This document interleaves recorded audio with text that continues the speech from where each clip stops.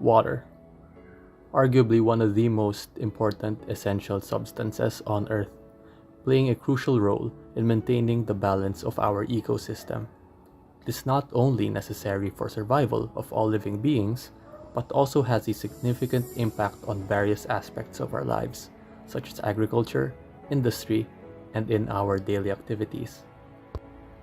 However, upon coming into the modern era, humanity has been confronted with a few dilemmas, one of which is the existence of a water crisis.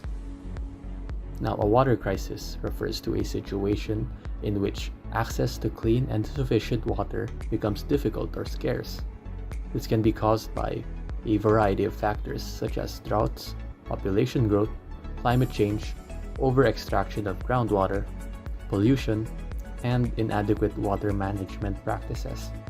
The consequences of a water crisis can be far-reaching, including health problems, agricultural losses, economic disruption, and conflicts over resources.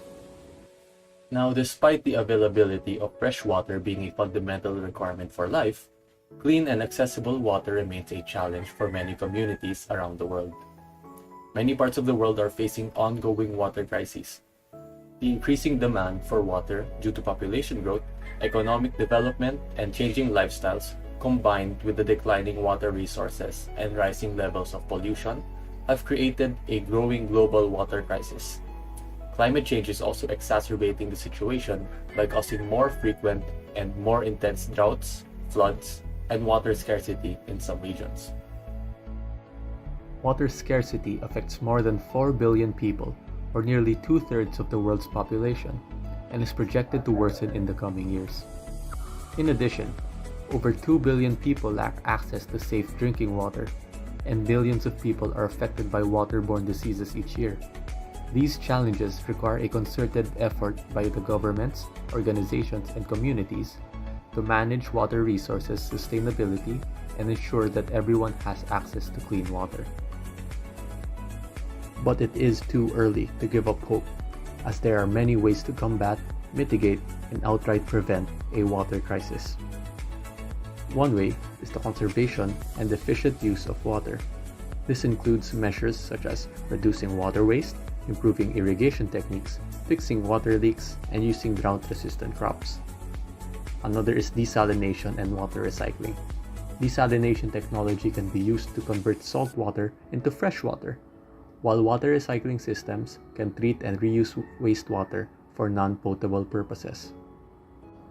Next up is the improvement of water management, which involves effective planning and allocation of water resources, effective distribution systems, and regular monitoring and maintenance of water infrastructure. Another is reducing water pollution. Pollution from industrial processes, agricultural runoff, and waste disposal can severely impact the quality of water resources. Implementing effective regulations and enforcing penalties for those who violate these regulations can help reduce pollution. Promoting public awareness.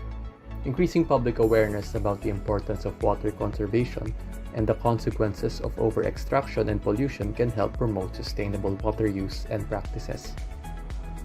Investing in water infrastructure.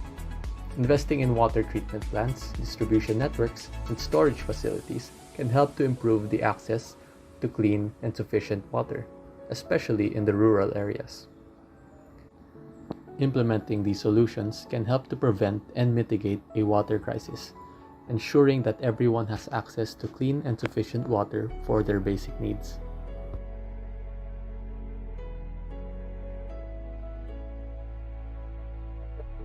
Water. Water. It is something that we daily consume, use for our necessities, recreation, as well as to power plants and other economic industries. But what lies beyond the business side of things? What is the looming crisis?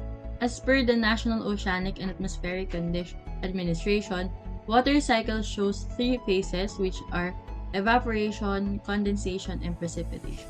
This is also taught in primary schools, where liquid evaporates into water vapor, then goes up and forms into clouds. After a while, it precipitates in the form of rain or snow. For more explanation, it travels through the atmosphere, which is the transportation, and the liquid water goes through the runoff after precipitation and moves forward to infiltration and percolation, after which it moves to groundwater and goes into plants and evaporates from it to the atmosphere, which is called transpiration. According to the National Oceanic and Atmospheric Administration, water significantly affects our climate as it is involved in floods, rains, and droughts, which are high-impact conditions in our ecosystem. Aside from population growth and pollution, climate change also heavily influences the available resources that the Earth needs to survive.